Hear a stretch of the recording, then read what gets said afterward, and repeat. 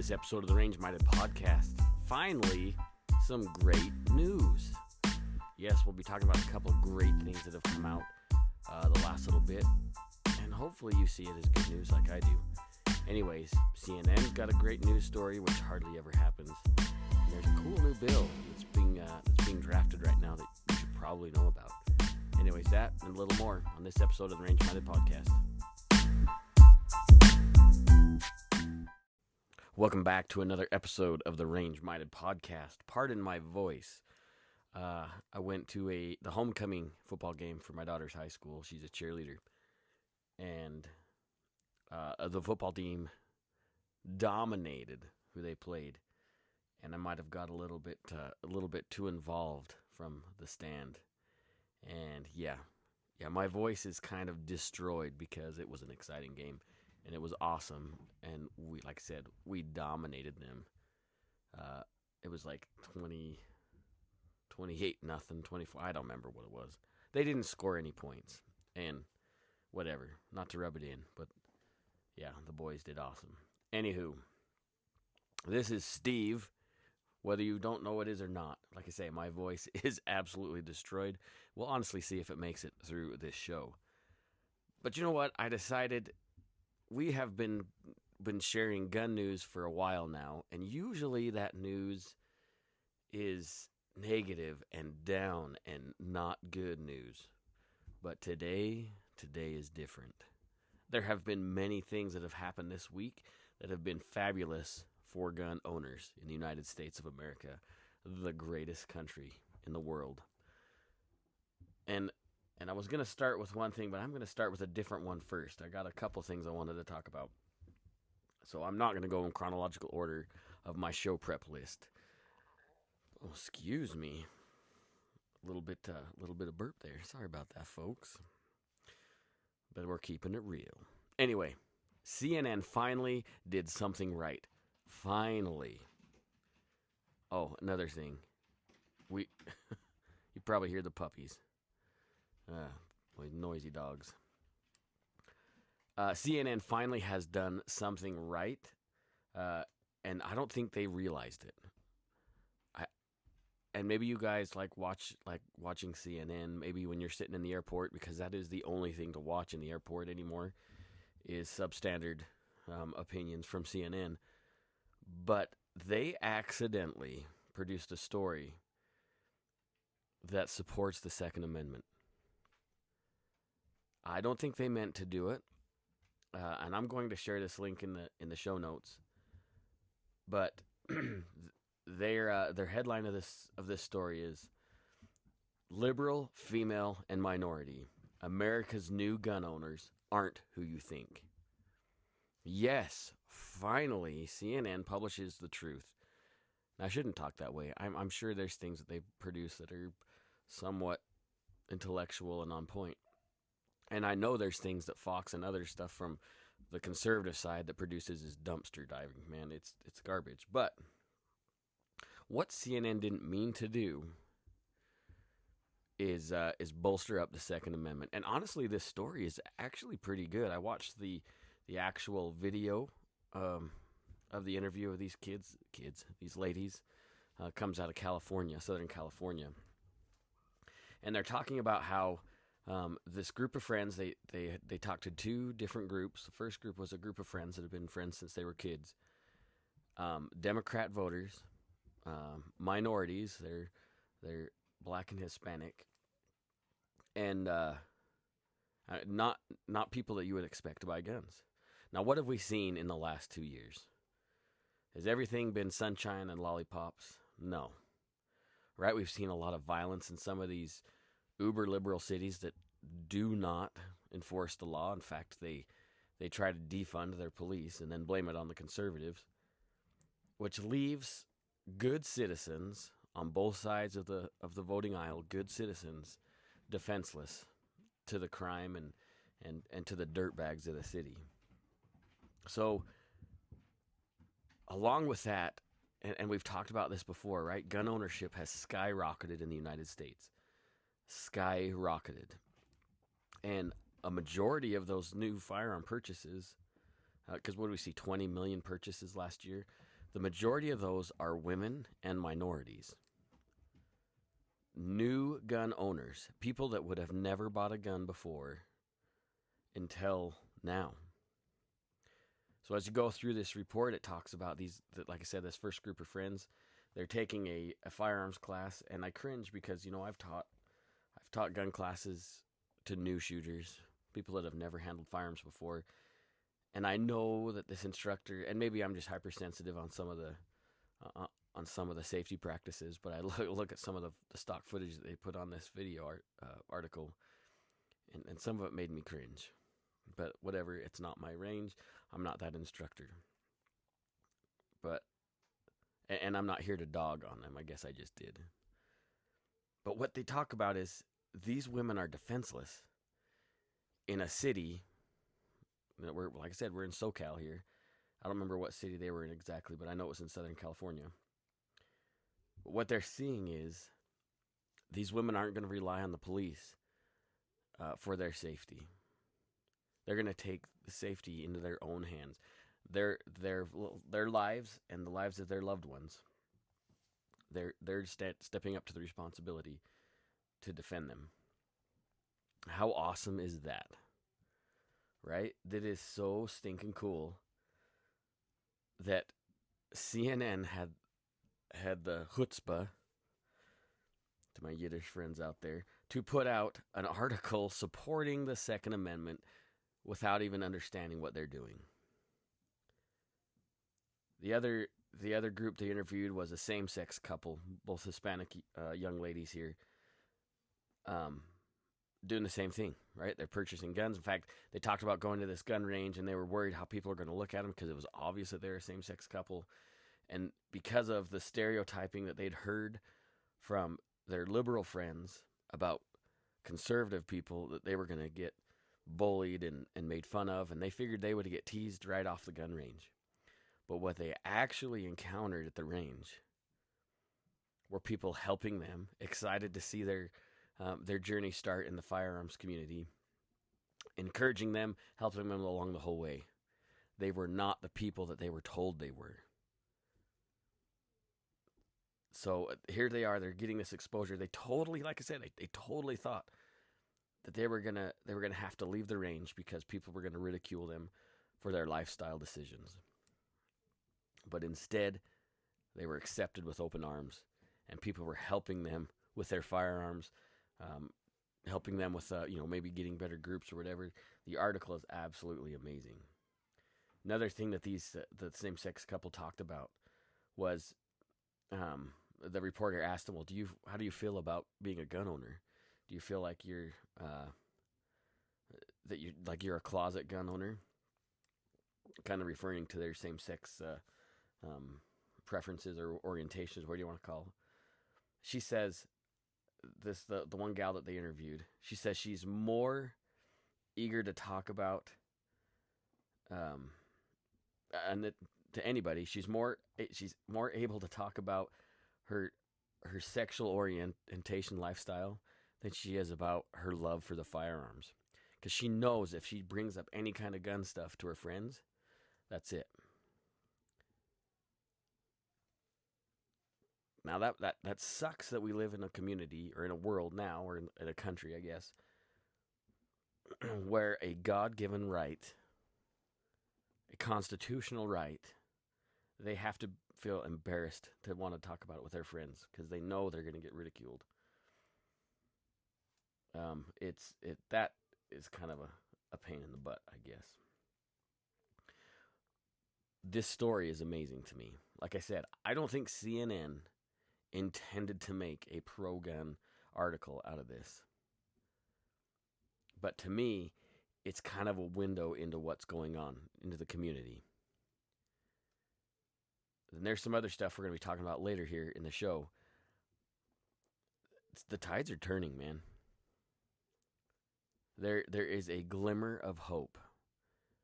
When we see liberal gun owners, because they still vote liberal, when we see liberal gun owners getting involved in the community and seeing that it's not what they've been told it is, that they get around people that are actually friendly and eager to help, and not these bastard Republicans that they've been told they were.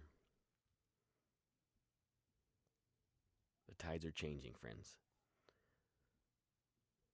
The tides are changing. All these new gun owners, they're not all politically minded like we are. But they're getting involved in the community, and they're seeing that the importance of the Second Amendment is not hunting.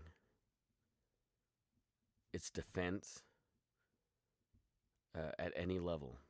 It is the great equalizer. Why do you think these women are choosing firearms? They could have just as easy got pepper spray or a baseball bat in their apartment. Why are they choosing firearms? Because it is an equalizer. It doesn't care how big the bad guy is. It's no respecter of persons, if you will. How awesome. Now, what are you doing, friends, to help bring other people like this into the fold? Are you taking people shooting? That is not just a catchphrase that I just throw out there for fun. I'm serious. Are you bringing more people? Man, it sounds like a cult leader, right? Are you bringing more people into the fold? Maybe it is a cult. Maybe not. Freedom is for everyone here in this country, and it's designed for everybody in the world. But it's only in this country that we've been able to execute that freedom in a way that we can keep and bear arms, that we can vote how we may, worship how we may, say what we want to say, and not be ridiculed. And every one of those are under attack. No negativity, no negativity. Anyway, one of the gals in the article says she feels liberated, right? She feels empowered. Have you guys ever gone to the range with a brand new shooter? Have you ever seen that little light bulb click in their mind and they get it? I see why you like this so much. Now, obviously, it's not, what's the word? At least I hope it's not making them feel like, oh yeah, now I have power, ultimate power. No, but it gives them ability, and it gives them some hope. Firearms are great. They're so much fun when they're used safely, right? And these women, and hopefully many, many others, they interviewed a couple, the two different owners of these two different ranges. Like I said, this took place in different parts of the state of California. One of the instructors was saying that he's seen a huge change in who's coming in buying guns and taking classes. A huge change. And he's very positive about it. He said he was excited to see it, that the stigma is kind of going away. Now, I'm paraphrasing what he said, but there's a stigma that's leaving, and people are understanding the purpose and the point of the Second Amendment. Fabulous news. Fabulous news.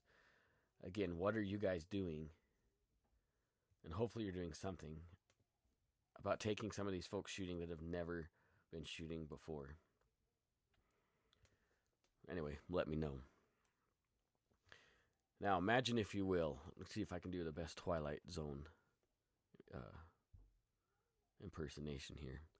Imagine, if you will, a world where owning not just any gun, but even NFA items is available without the NFA being involved. Now, the National Firearms Act has been part of our gun culture since the 30s. And then we had the Gun Control Act in the 80s. And what are those things? What do they limit? Well, oh man, I hit my mic. Sounds funny now.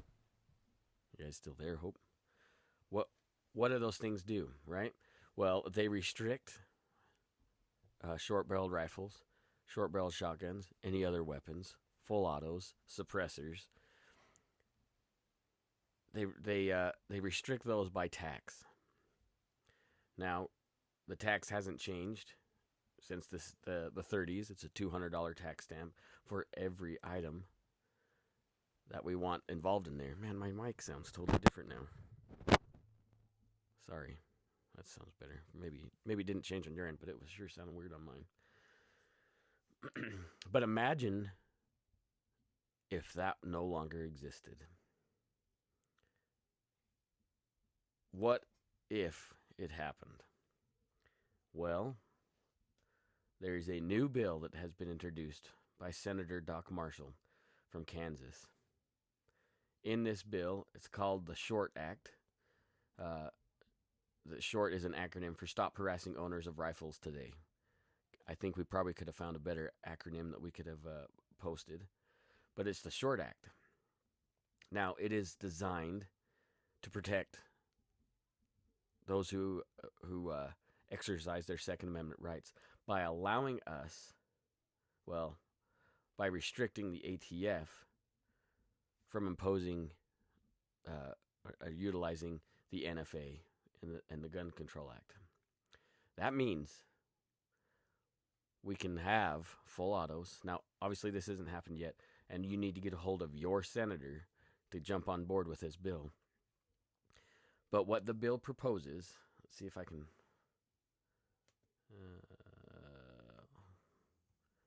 Let's jump back to here. So what it proposes is the Gun Control Act would be null and void. Well, other than full autos. I gotta digress here a second. Full autos are still on the bill, okay? Which is fine. I'm fine with that. Maybe some of you aren't. But what it does want to reclassify or get rid of is short-barreled rifles, or SBRs. Maybe you've heard that acronym. Short-barrel shotguns, or SBS, or AOW, or any other weapons. Okay? So I guess we better jump into to figuring out what is a short-barreled rifle, what constitutes a short-barrel rifle, a short-barrel shotgun, or any other weapon. So when it comes to rifles, any rifle with a barrel under 16 inches or overall length under 26 inches is considered now an SBR, short-barreled rifle. With a shotgun, it's anything with a barrel shorter than 18 inches or an overall length of 26.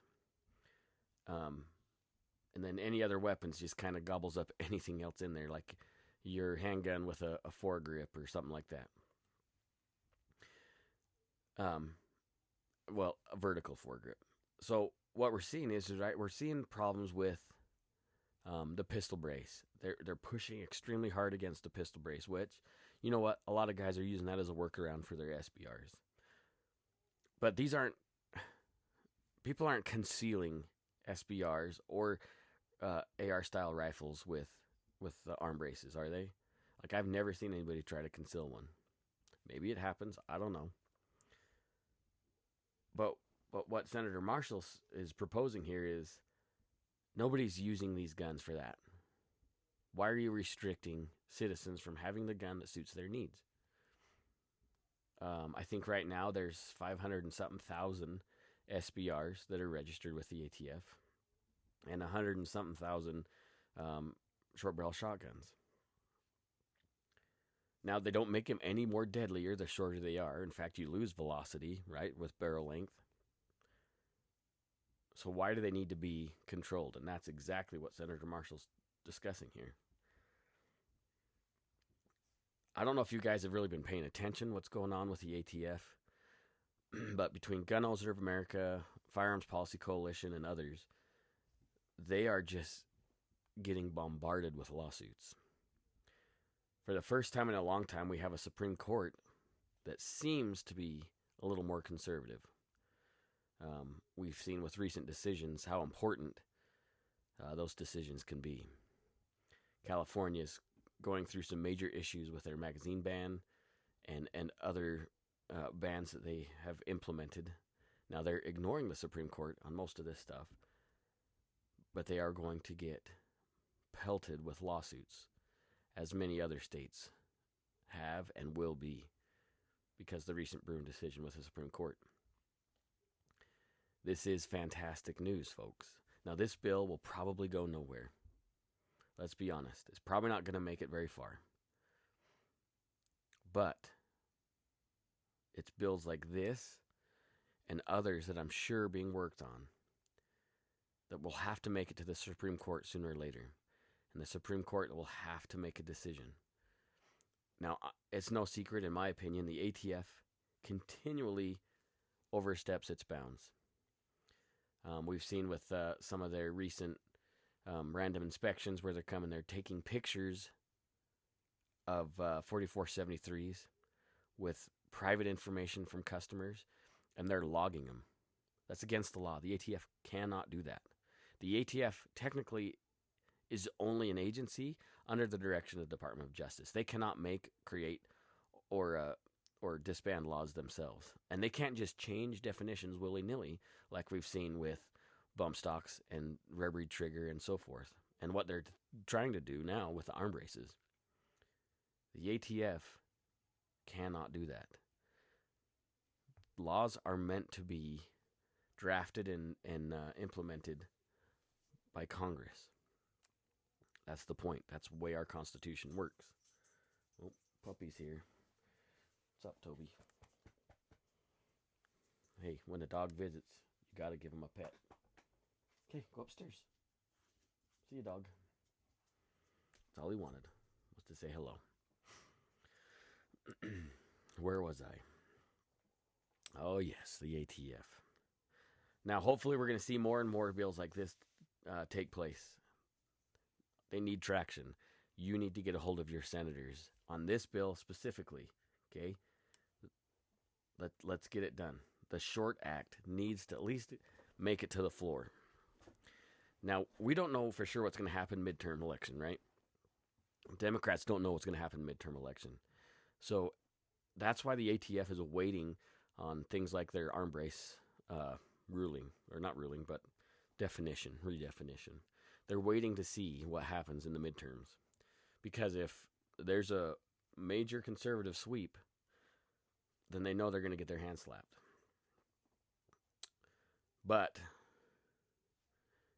if it doesn't go that way, then we're going to see some pretty heinous and overreaching, let's just say tyranny, as a better lack of a word there. They're going to be dealing with that. Okay? Those are the two things I really wanted to bring up. Now, maybe you've been paying attention is a fair phrase, of some stuff that's happening down in Texas. Recently, Texas passed a law where anybody 18 or older could carry a firearm. Well, now we're seeing some retraction on that law, and there's a lot of folks that are upset about that. I don't know where I sit in this complaint department with Texas. They're trying to pull back and saying, hey, what is an adult? If you're saying 18's an adult, but they can't buy alcohol, but they can vote, but they can go join the military, I think that's where they're going with this bill, or with this whatever they're doing down in Texas. I don't know how to say it. I don't think they're infringing on Second Amendment rights. I think what they're trying to do is set something up for the future for defining what an adult is. Hopefully, I mean, who knows? We tend to pull victory. What's the term? We tend to just pull.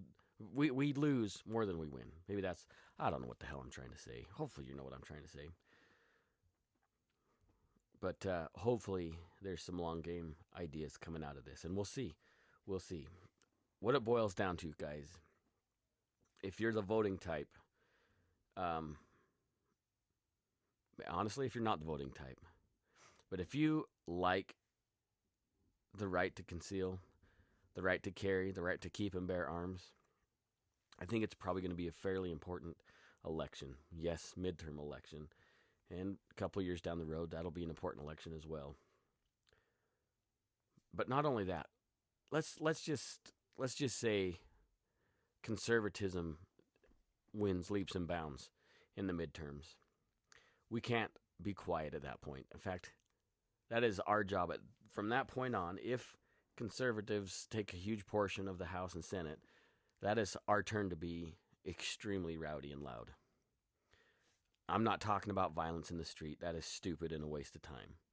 What I am talking about is being involved in your state's politics, calling your senators and your representation, getting a hold of them and saying, hey, work on this bill. Did you know as a citizen you can suggest bills and you can work hand in hand and help draft bills?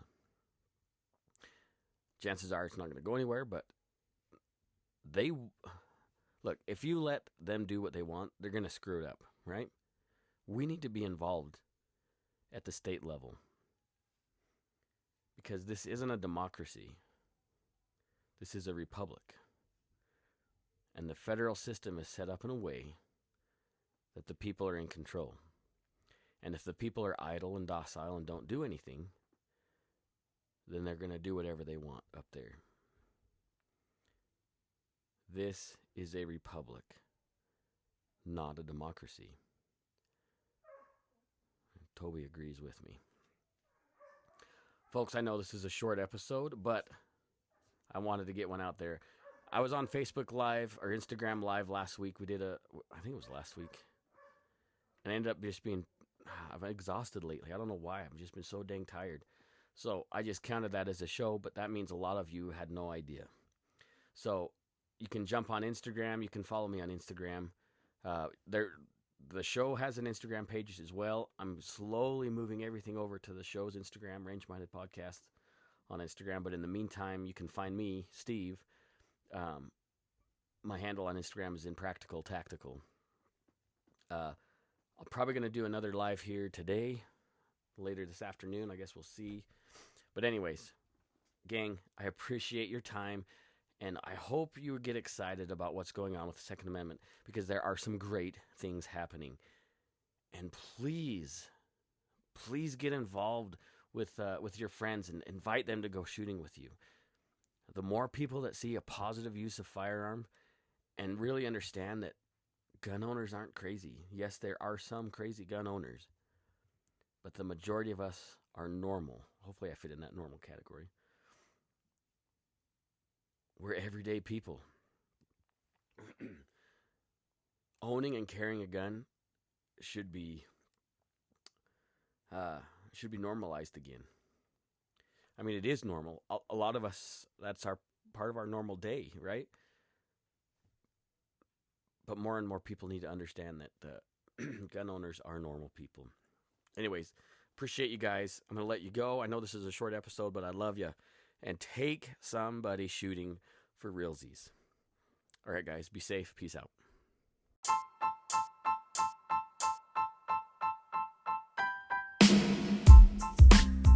Hey, gang, thanks for hanging out for this episode of the Range Minded Podcast. We really do appreciate the amount of time that you spend with us. We think it's awesome. If you have any questions or concerns or maybe an idea for a guest or a specific topic, go ahead and email us at rangeminded@gmail.com. We would love to hear from you. And if you like what you heard, go ahead and give us a good like and share because we want to really grow the community. After all, we are stewards of the Second Amendment. Anyways, we hope to see you here again next time. Peace out.